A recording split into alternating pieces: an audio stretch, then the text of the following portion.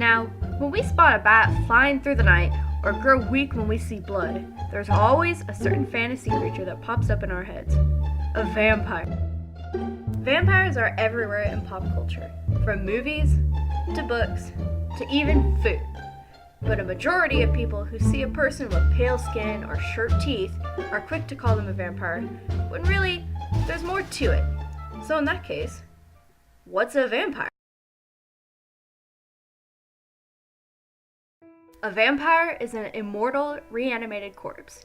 At some point or another, a vampire was once a dead mortal, but brought back to life by the quote-unquote disease that defines them as a vampire.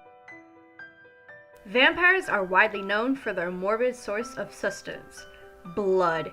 In order for a vampire to survive in top health, it must drink the blood of a mortal creature once a day, although they can go up to 2 weeks without feeding.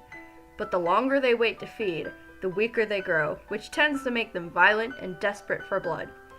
Most importantly, though, is what they require in order to get that hot blood they desire. Fangs.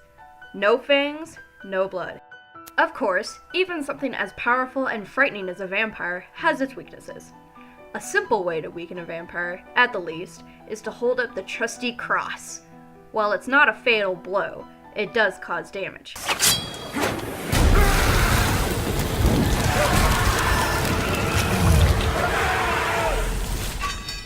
Get back! Charlie, not the cross. Charlie, not the cross, Charlie. Holy water also does the trick, as the blessed liquid is like acid to them. Now, if you want to take them out for good, the most commonly known killer for vampires is sunlight. If a vampire comes into contact with a ray of sunlight, it almost instantly disintegrates into a pile of ash. Another good way to kill a vampire is to stab it in the heart with a wooden stake.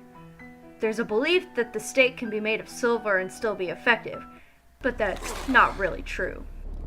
Is this your silver stake? Last but not least, if all else fails, grab a machete and chop off the head.